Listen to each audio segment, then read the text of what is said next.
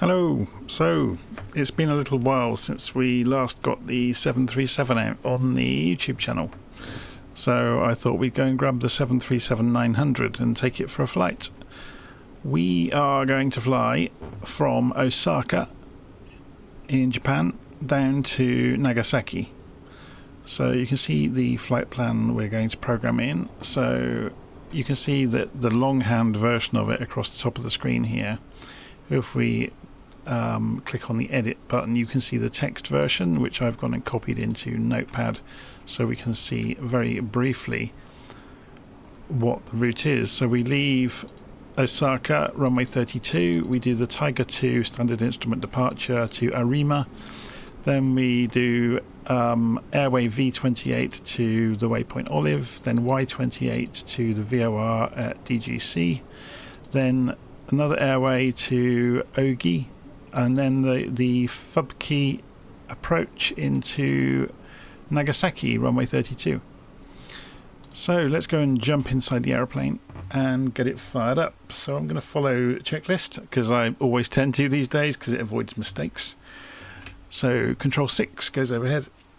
Go and turn on the power, so the batteries I should say. So batteries are on. Then we can go down to the FMC and we can go FS Actions, Ground Services, and we can request ground power. So it's connecting ground power as we speak.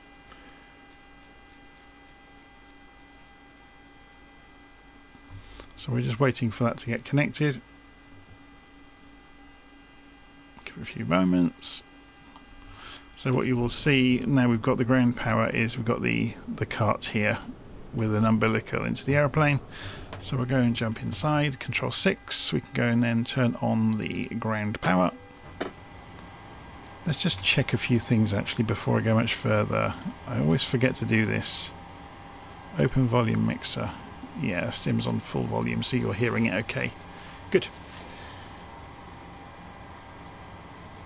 Okay, so ground power's on. Dome light on if needed. Do we need it? No, we probably don't. So Control 7. Okay, is the sim frozen? No, it just hasn't got the focus. Control 6, Control 7, here we go. So we don't need a dome light, it's early in the morning. So we're going to go and turn both nav systems to nav. So we're waiting for that to say align. There it goes. And this one as well. Wait for it to say align. And then we turn the status round and it tells us how many minutes until it aligns. Okay, so then we go back down to overhead and we turn the emergency lights to armed, which are, where are they? Here.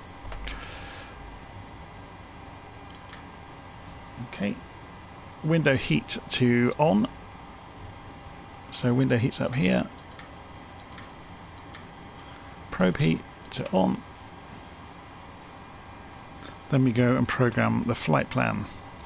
So it's saying enter IRS position. So we'll go back to the menu page. We'll go back to FMC. It's saying nav data out of date. That's interesting. I don't quite believe that.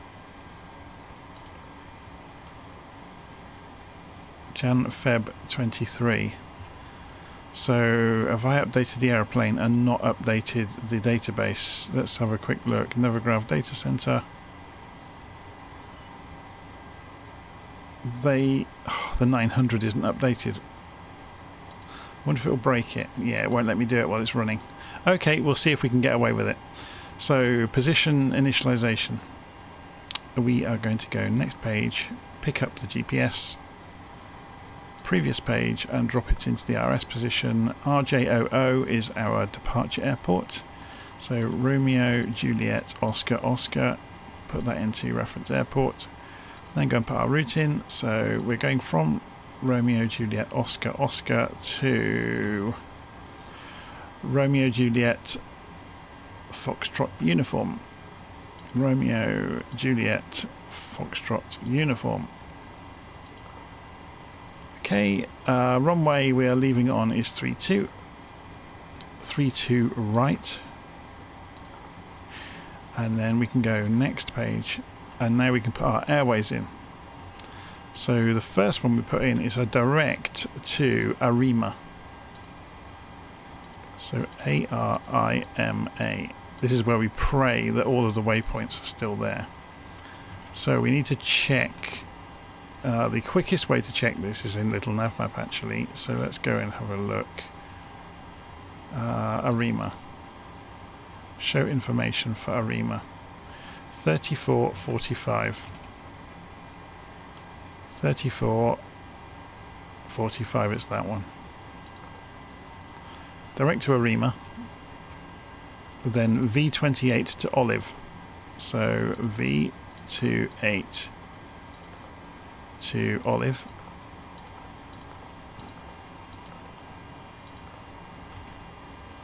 Then Y28 to DGC. Y28 to DGC. Then Y204 to Ogi. Y204 to Ogi. And then FUB key is the approach, so we don't do that as the route. So we activate that and execute it. And then we can go straight on into performance initialization, so we can put in our 0 fuel weight. So we're just going to use the fuel that's in the aeroplane, it'll be plenty enough. 1 ton reserve, cost index 100. We're going to fly at flight level 360, not at 340. And that's all good. N1 limit is all fine. Takeoff flaps will be 5 degrees. And then that gives us the reason we can put the numbers in is because we've already told it the runway we're taking off on. And then we get our centre of gravity. 5.26 is the trim, so we'll come down, look at this. We're moving this needle by moving the trim 5.26, so 5 1/4 basically. So just waiting for the needle to move.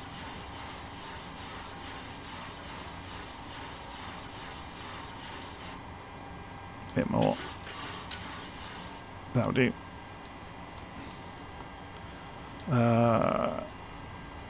Okay, so that's done. Next page. Don't need to do anything there. So let's go and program the departure. So departure, runway 32 right, and we are doing the, what did we say it was called? Tiger 2. So next page, Tiger 2, there it is. Execute that change.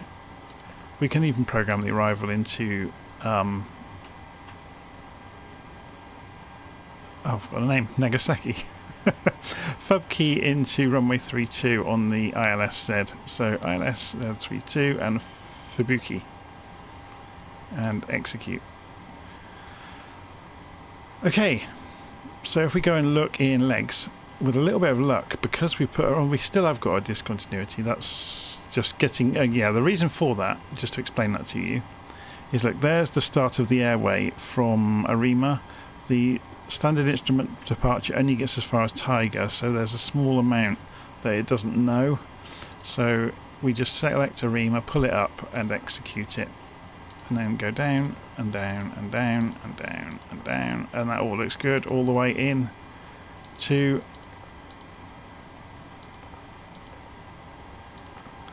our destination, which is good.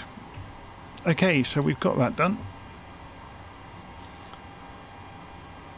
So we go control 1, we go and turn on the flight directors on both sides.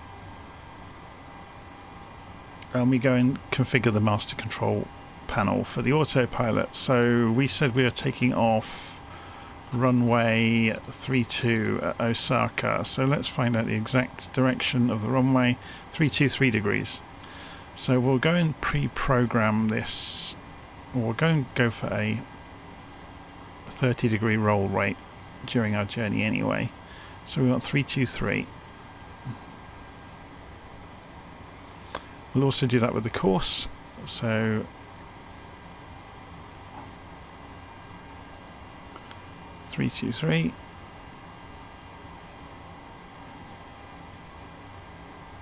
And then we'll set our target altitude. So we are going to go straight for our cruise altitude. We're not playing games with ATC, so we'll just see how this goes. We'll use VNAV on the way for a change. I don't normally use it, but we'll use VNAV at least to climb, and we'll descend using more manual methods just to see how we can do it. Okay, so there's our target altitude. We'll go and pre-program our speed as well. So we'll go for 220 knots. Okay, so that's everything there done. We go and then press B to shortcut calibrating the barometric altitude. Oh look, it's got a bit of a strange one here on the takeoff. It's made a bit of a mess of it. If we go and look at this,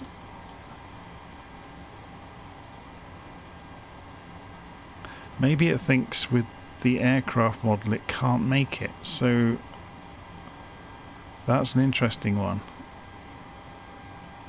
So maybe we keep the speed down and we actually fly it by hand.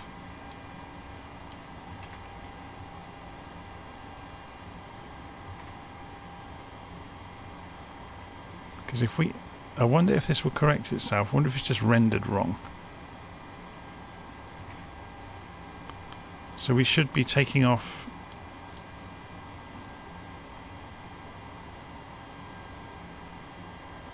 Yeah, it's made a real mess of drawing this, hasn't it?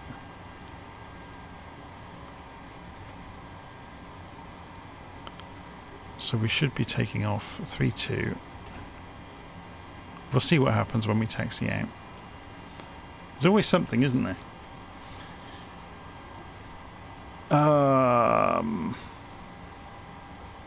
Okay, so let's go overhead. Let's go and get the rest of the plane ready.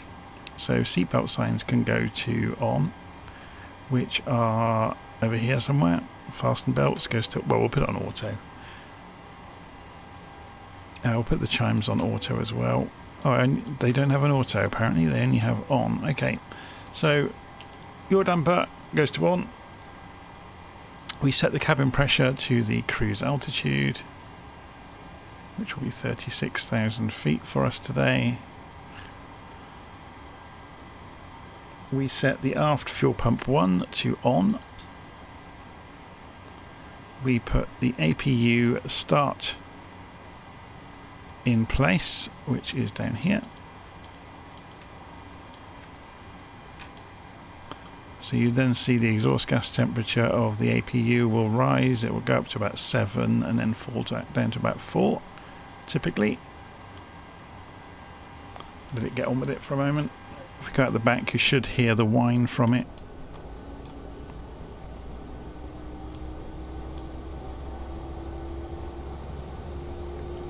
And there we go. So we can see, yeah, the exhaust gas temperature is shooting up there. So we wait for the bus transfer for the APU. So we're waiting for this light to come on in the middle. It will happen when the needle falls down to 4.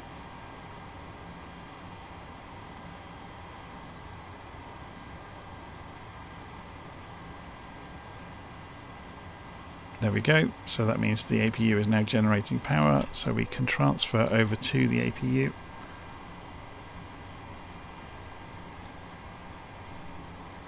We can put the anti-collision lights to on. And then we can go back down to the menu in here, go to FS Actions, Ground Services, and release the ground power.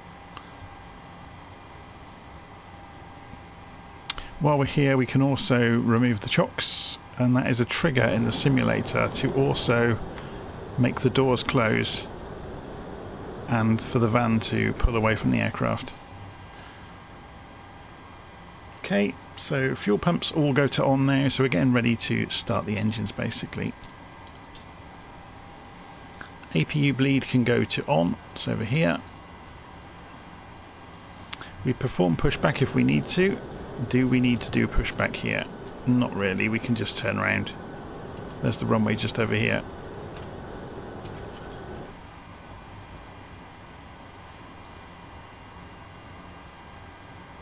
Okay, so now we can start the engines.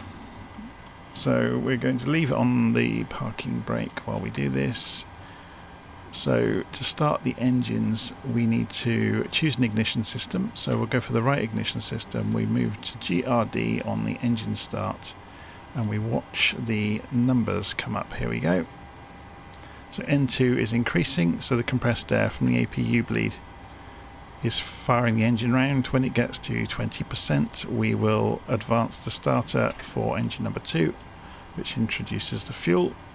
So you will then see the fuel flow increase on engine number 2 and the exhaust gas temperature has obviously gone up as it ignites and the turbo fan starts spinning. So the starter switch will flick back to off all on its own.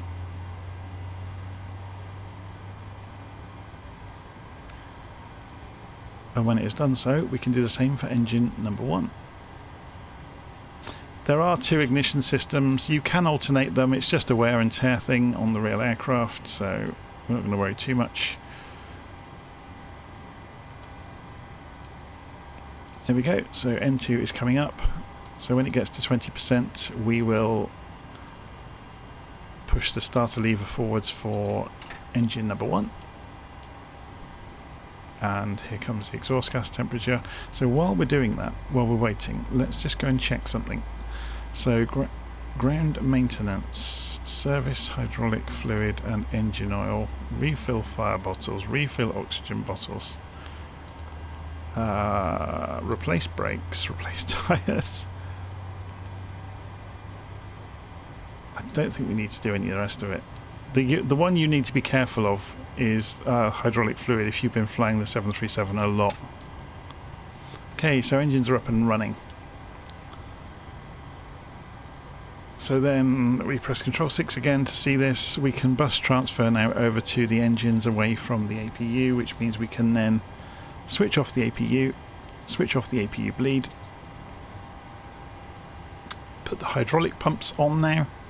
So there they go. We didn't put the centre fuel pumps on, did we? I'm going to put those on as well while we're at it. Taxi lights can go to on. We need to put the packs to auto as well. So you can hear the fans coming on to pressurise the cabin properly and do all the air conditioning. Yeah, taxi lights can go to on. Flaps to takeoff position, so we want 5 degrees, wasn't it? So I've just done that on the lever, which will have moved the lever over there, so you can see on the meter over here the flaps moving. Flaps are in transit. If we look outside we can actually see that happening. Yeah, you can see them moving. They take a while to unfold themselves. Just coming around to 5 degrees, there we go. Okay, so now we taxi out to the runway. So as I said, the runway is directly behind us, so we're just going to come off the parking brake, ease the throttles forward gently.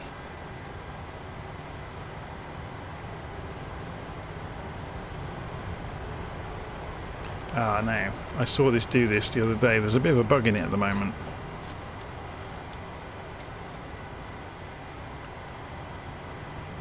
There we go, we're rolling. I had to basically click that lever even though it wasn't on. It's like it's kind of stuck in an on state without appearing to be on the parking brake. And we've got a stutter immediately from the sim, or a freeze I should say.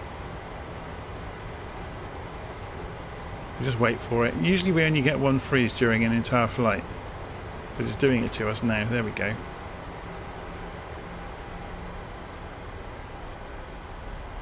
And it's locked the brakes when that happened.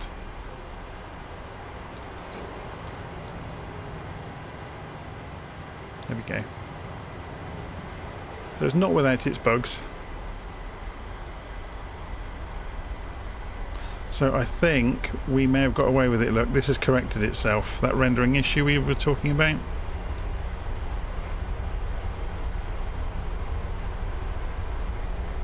So now we're just going to have to deal with the kamikaze petrol tanker.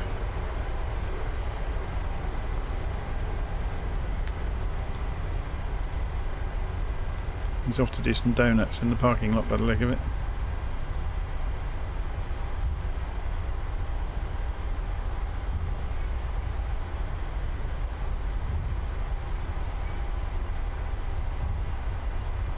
So you will notice this has got an immediate left turn after takeoff. So I will not be engaging autopilot straight away. I will fly the takeoff for some time. But we will double up what we're doing and go and engage our climb out. We'll go for 2,500 feet a minute. So when we do come to engage the autopilot, we'll have it to hand basically. Okay, so we're ready to go. Flaps are in the correct position, engines are in the right place. Let's go for it.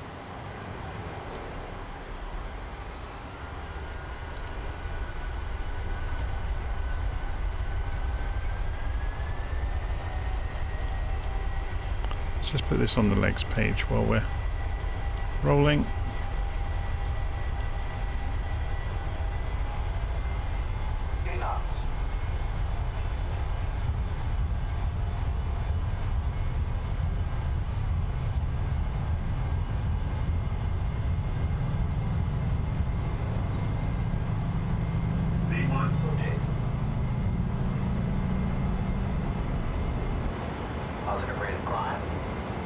Okay, so we're now watching the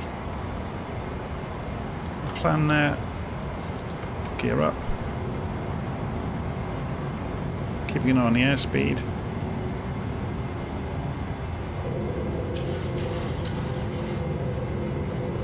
And we're just flying the curve basically, which we can do very easily in the Boeing because it traces our route. So we can put the bank angle to match it basically. Being a little bit wide, but nothing too bad. Bank angle.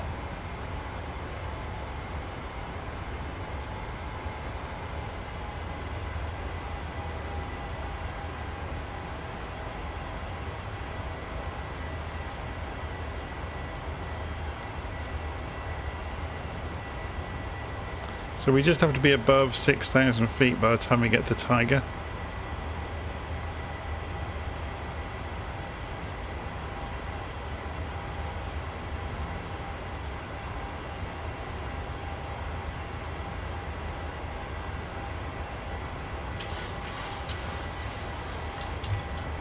So flaps can come up now. Just trimming.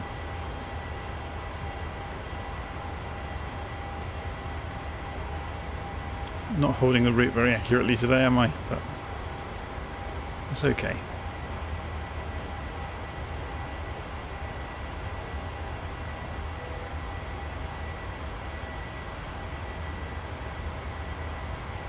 So at this point, if we wanted to, we could go and engage autopilot, go to LNAV, go to VNAV, and let the airplane take over.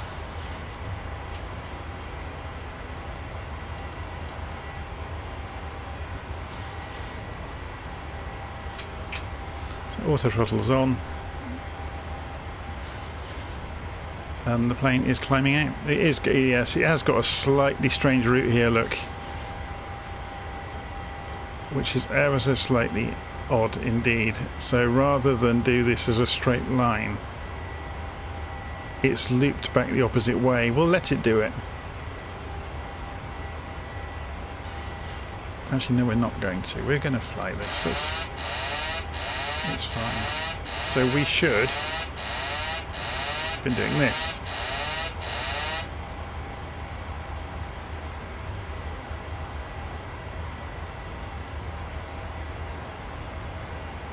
So what we will do is just pull Tiger up.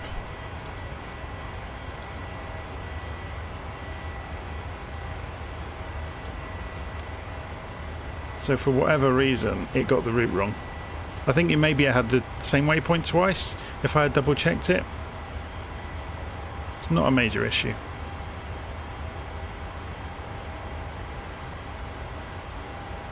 So we need to be mindful below 10,000 feet that we don't go above 250 knots. So we're going to use our attitude to restrict speed.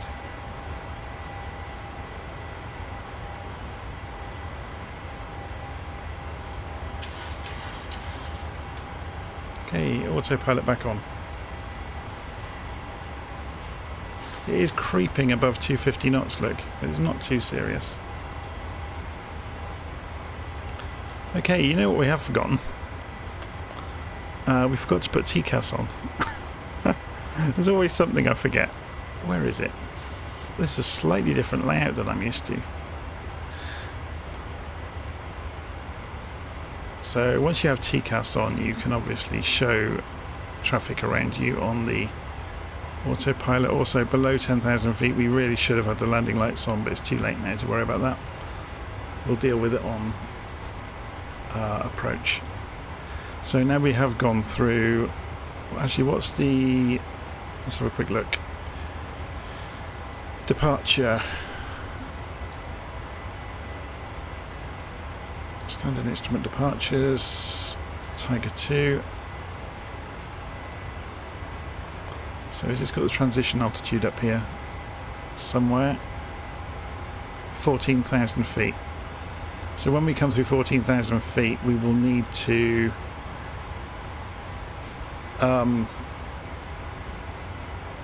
set the barometric pressure to standard. So the reason we're not climbing very steeply at the moment is it's trying to get to 335 knots, so it's favouring getting to speed rather than climbing. So let's draw some more of this route.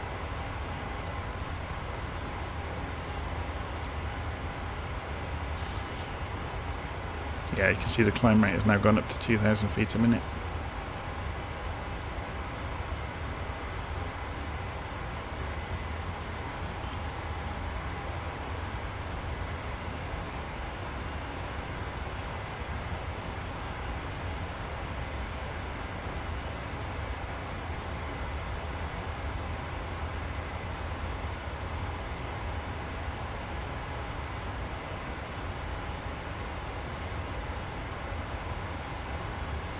It's interesting, isn't it? Having not kind of flown the 737 regularly for a while or done any kind of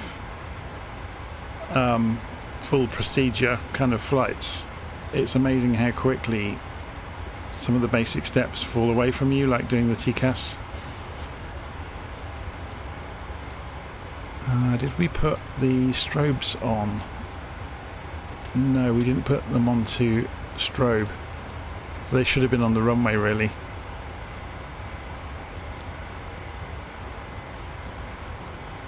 Okay, so we're just coming up through 14,000 feet, so then we go to standard barometric pressure now. And we're pretty good now until we get to our destination. So if I show you the route, we'll climb out to 36,000 feet. We've got quite a long way to go. So I'm going to pause recording and I'll unpause recording when we are at top of descent. Okay. Let's just have a quick look outside before we cut away. So there we go, it's the big 737. Okay, I'm going to cut away now and I'll see you in a minute. Okay, so we are about 20 miles from top of descent at the moment. So I thought we would start recording again. It's worth pointing out, I realised just after pausing the video I hadn't set the landing gear to the off position.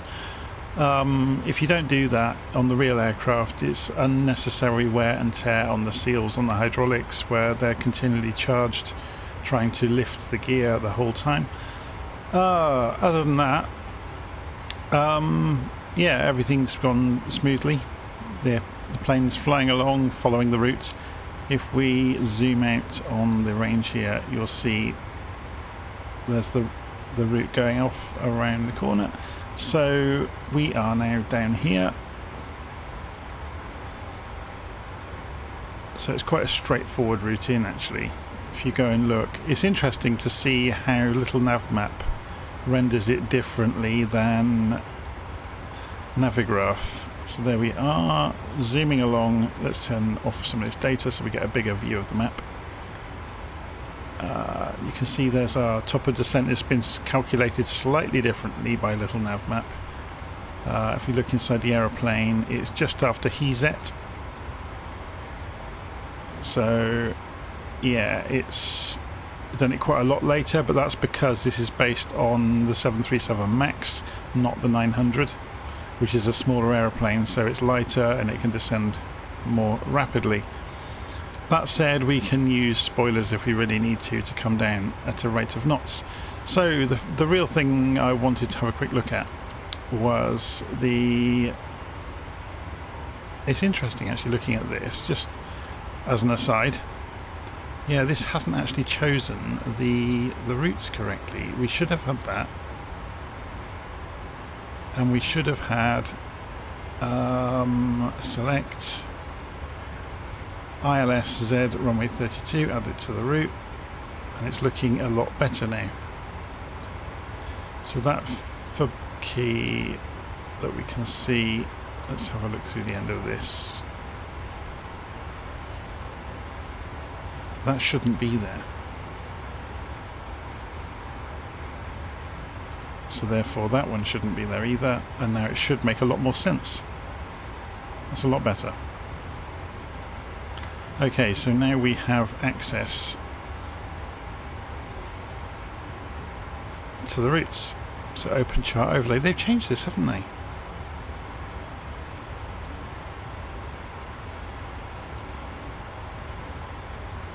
Interesting. So we need to be above 7,000 feet, above 5,000 feet, and then we can start descending above 2,600 feet. So there are no other concerns really for us to worry about. So by Tara we need to be above 7,000 feet. So we're just coming up to top of descent. So we'll immediately then go for, on the altitude, 7,500, oops, and we'll do a level change. So I'm just using the various modes here just to see the aeroplane, what it will do. So if we increase the range on this, we should see the green banana appear.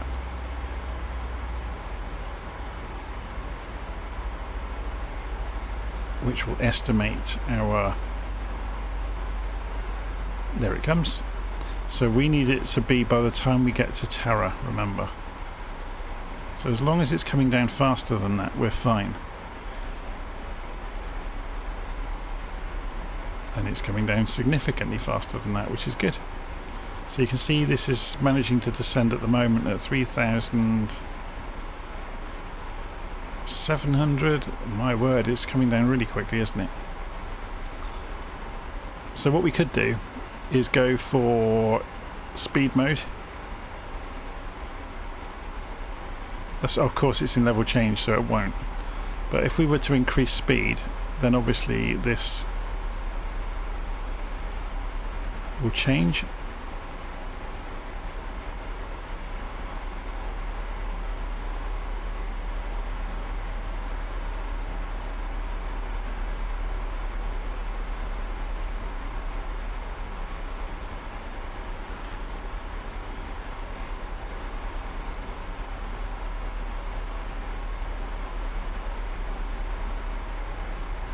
So obviously we don't need to come down as steeply as it can. So what we could do is go to vertical speed mode and tell this to come down at the rate we need it to. So 3,000, 3,500 is it? Something like that.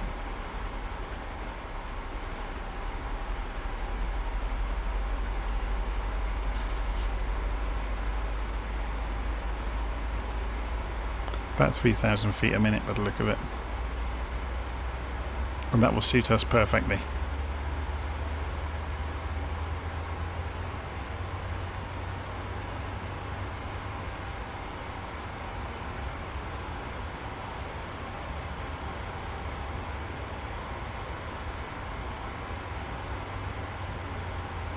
So when you're in vertical speed mode, you use speed mode on the auto throttle, so we're setting the target airspeed. Now, although we've said 7,500 here, what we could do is go for 10,000 feet, because we need to get below 250 knots at some point. So we're also going to let this come down a bit faster to give us that time. Yeah, so we'll be at the appropriate altitude a little bit earlier than we need to, which gives us time to coast and slow. And because this is such a big heavy aeroplane, that's going to take some time.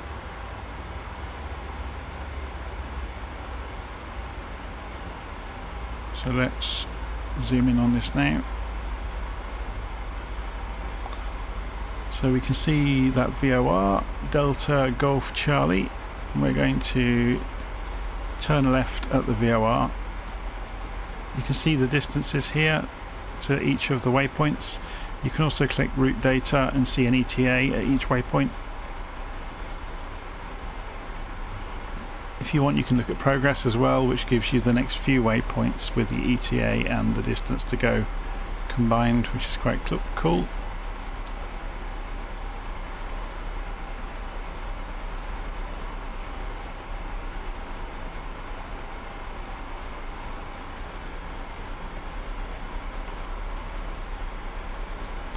We've still got nearly just under 1.5 tons of fuel in the centre tank, so we'll continue burning that.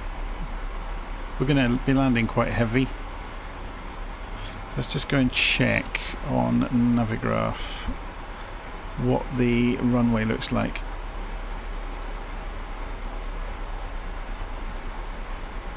So it's nearly 10,000 feet. So it's a long runway, which will help us enormously because we're in a big heavy plane. And we are going to be landing heavy.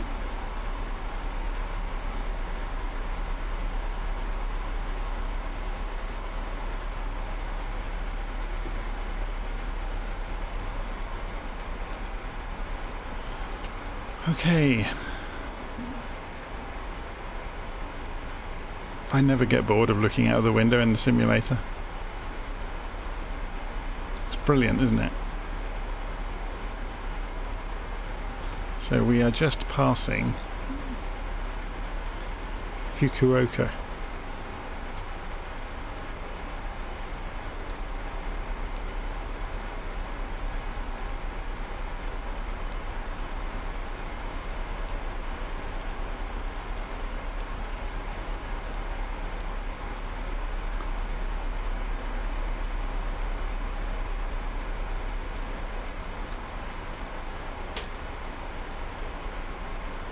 So then down to OG, and then we are on the standard instrument departure from then on. So we should be above 11,000 feet at OG, and we are going to be.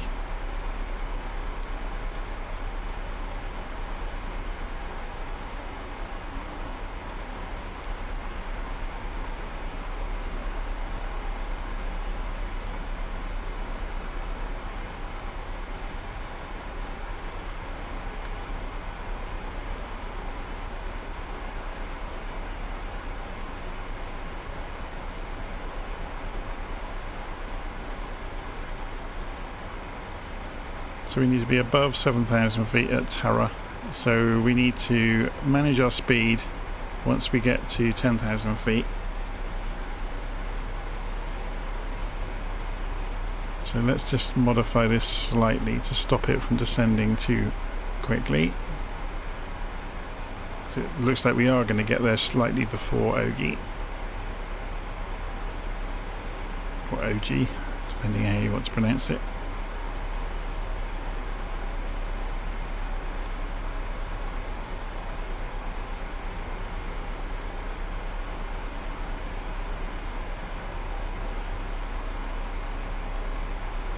So 14,000 feet was the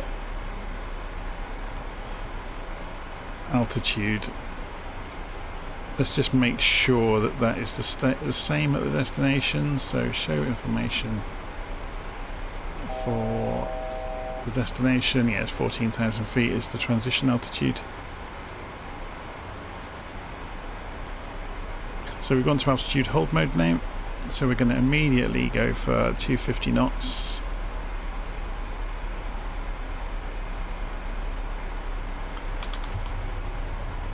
Put the spoilers out to help us slow down, otherwise the airplane will take forever to slow down. So you can see the indicated airspeed dropping over here. We'll also get ready with the altitude to go down to 7,500. And we'll do a level change as soon as we've got rid of the speed. So we're 20 miles from Terra. Ideally we would like to drop this 3,000 feet in the next 20 miles. It's still decelerating at the moment.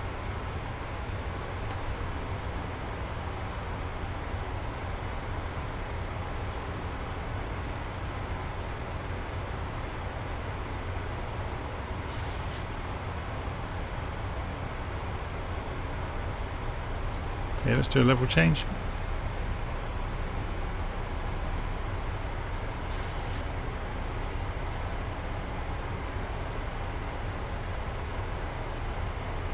And while we're doing this descending, we'll have a look at, actually let's do this in Navigraph just for a change.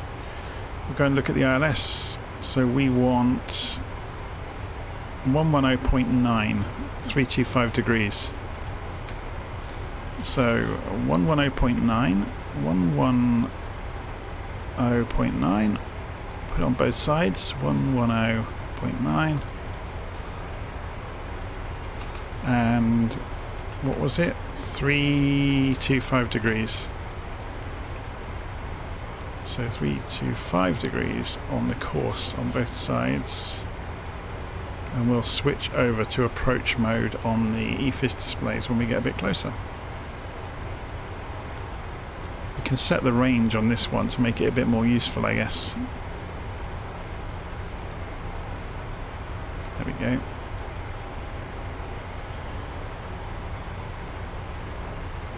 We could go progress mode over here maybe on the other,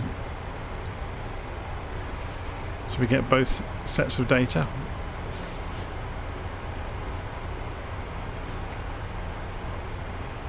So we have to stay above 7,000 feet at Terra.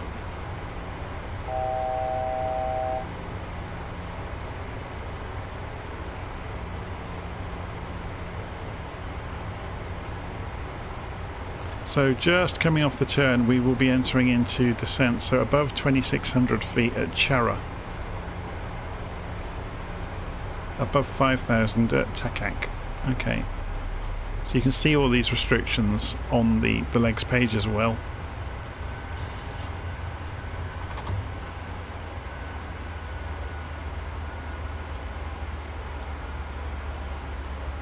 So we're basically going around this mountain and then into the airfields over there.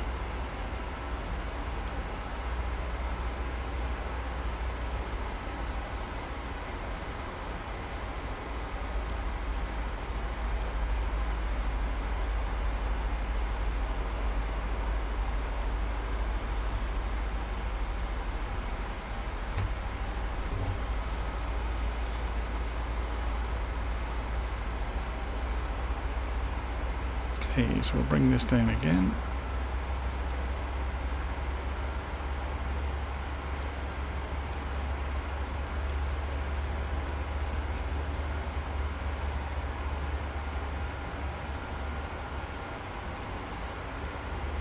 Yeah, terrain's inoperative. It's a shame. Or I think it is anyway.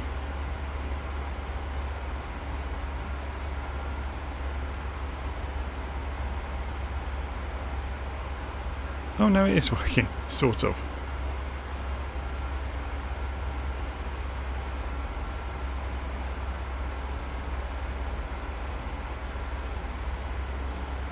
So we'll prepare 5,500 on the altitude.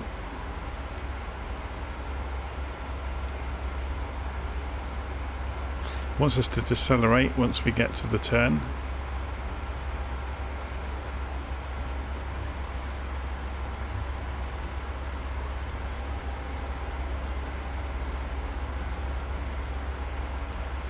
We are below 10,000 feet now, so we can go and put landing lights on.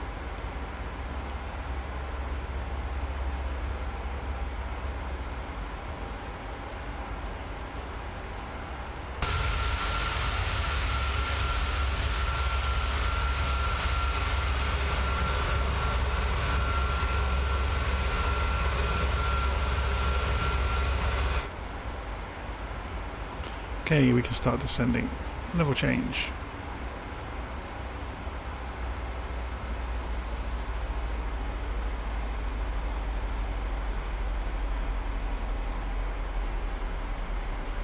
If we want to expedite a level change, we can always use spoilers to descend a bit more quickly.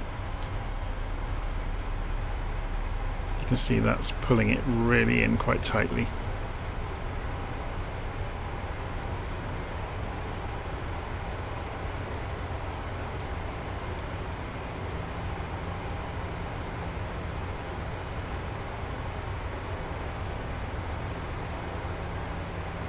I'm going to start winding the speed off now because we know we're big and heavy. That's obviously going to affect the descent rate. We're not really worried at this point. We know, looking at this, we want 230 knots for Obama, or below 230. So we're going for 220, which is already coming down, look. We need to be 210 knots at ANO and above 2600, so we'll go for 2700 for our next altitude target, and start winding the speed off even further. So when we get to ANO, which is here, if we zoom in again, we need to be 210. So we're going to start going for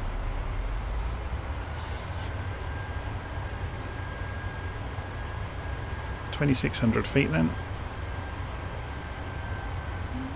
Is it 20? They're saying above 2,600, so 2,700. Level change, and also come down to 200 knots now.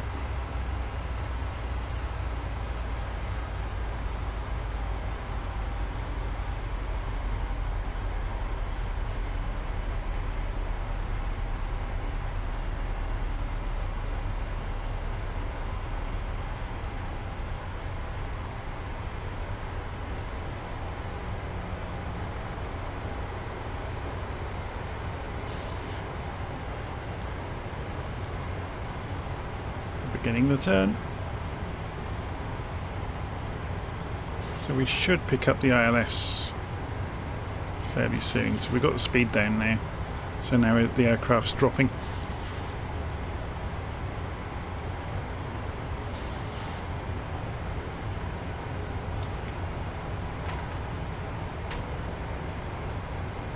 So I've gone for the first stage of flaps,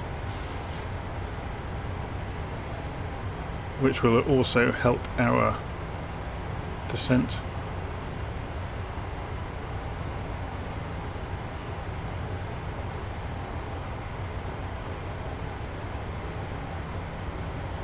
You can see we now have the glide slope. Haven't got a localizer yet.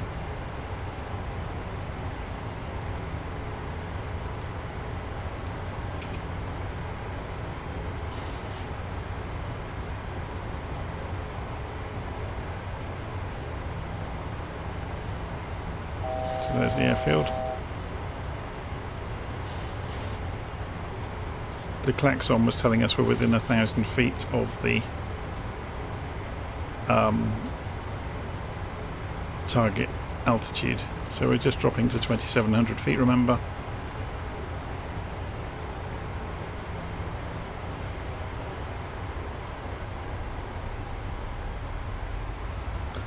I'm going to rearrange things around my desk to get the throttles and the joystick to hand.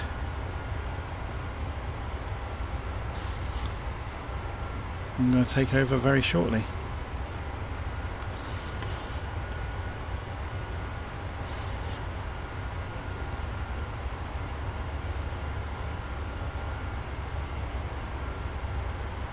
Okay, so auto throttle off, autopilot off.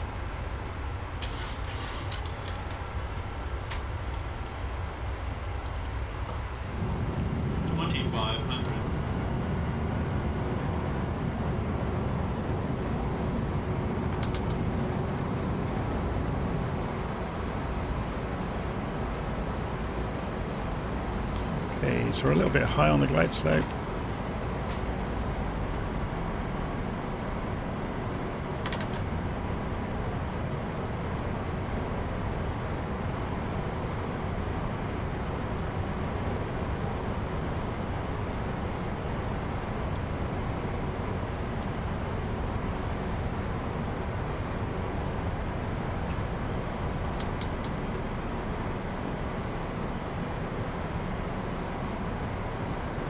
Let's get this lined up.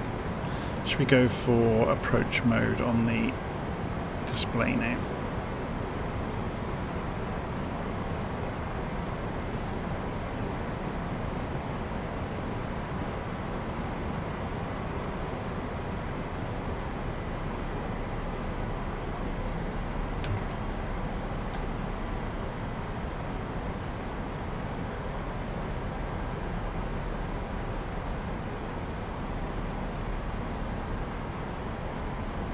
So pretty good on the numbers. We could do with being a little bit slower.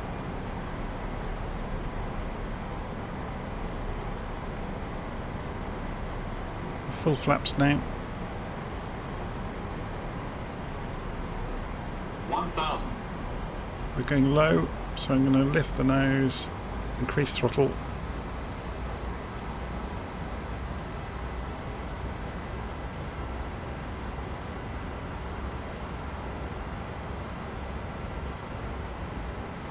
Not my best approach ever, but that just comes with practice. Not having flown the aircraft yet. I'm not going to react too quickly because we'll be descending again in a moment. Traffic. So the reason we're hearing traffic mostly is because we should have turned TCAS to TA instead of TARA. Yeah, but the 737-900 is a so-and-so for having momentum. 300.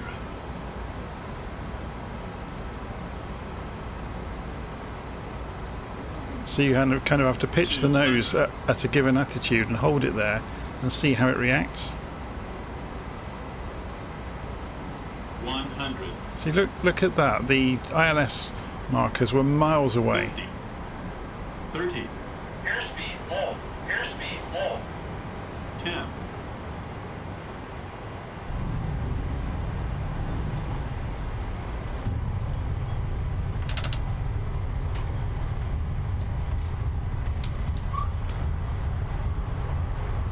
Let's see how good the reverses are. Not great is the answer. Of course, it's a big heavy plane and I've still got it half full of fuel. So we'll roll along and exit at the end and roll back in.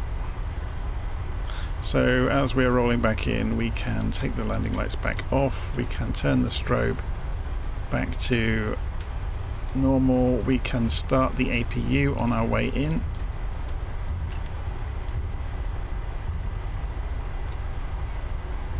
Just in case we can't get ground power.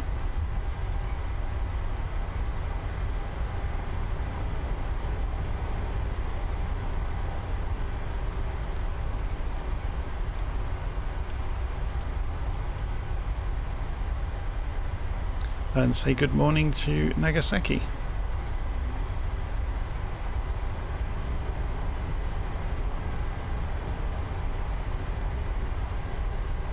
I think this is one of the airfields that got special treatment when they updated the Japan scenery. This, like, it's got wire fences look around the boundaries, and it's very cool.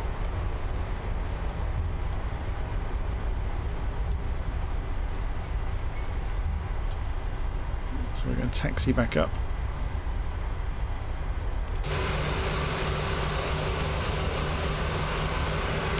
It's interesting that it hadn't dropped the spoilers, because I had retreated it on the controls. There's a few bugs, I think, with the controls sometimes.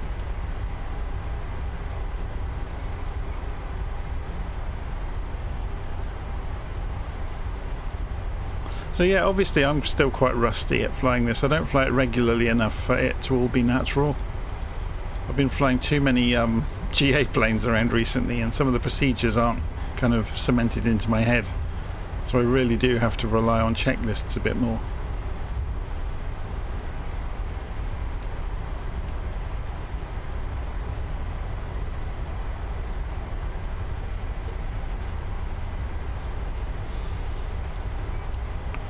So the warning we're getting there is because the centre tank's just run out of fuel, or it was getting extremely low, basically.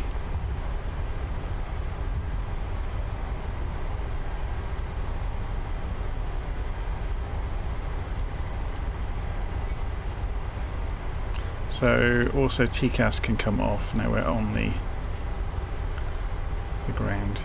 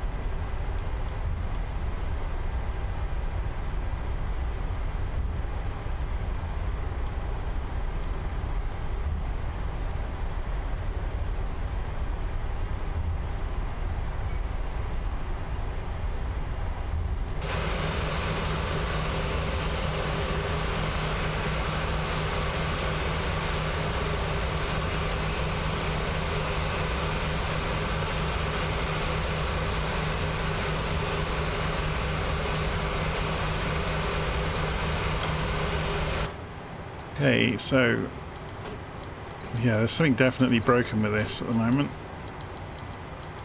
I think I may need to go and look at my control configuration. It's a shame. So what we can do then to stop ourselves rolling is go into menu, FS Actions, Ground Services, and set the wheel chocks.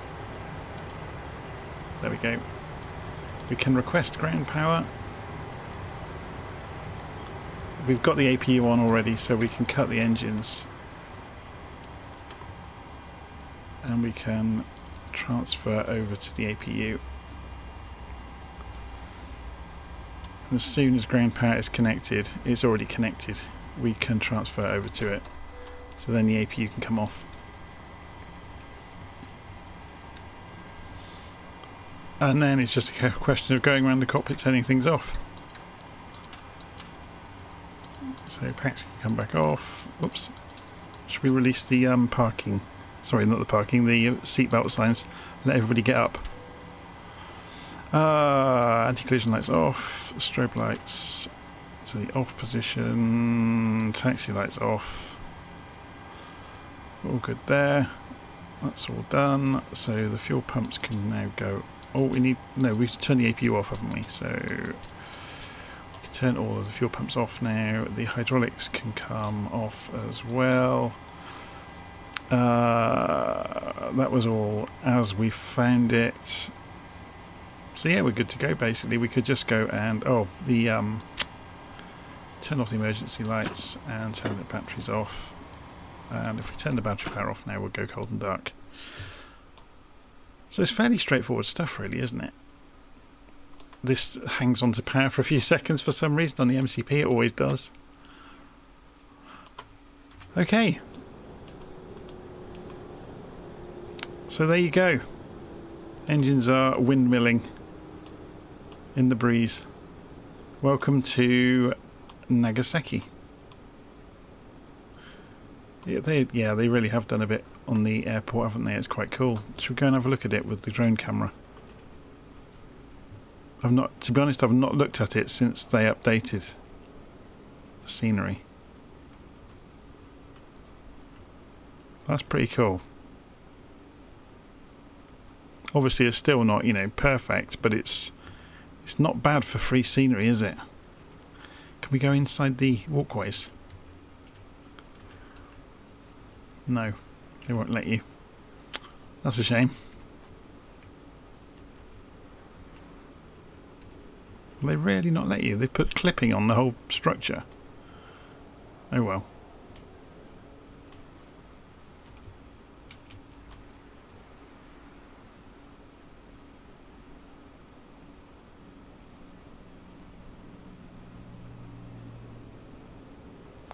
Right, there's our stretch 737.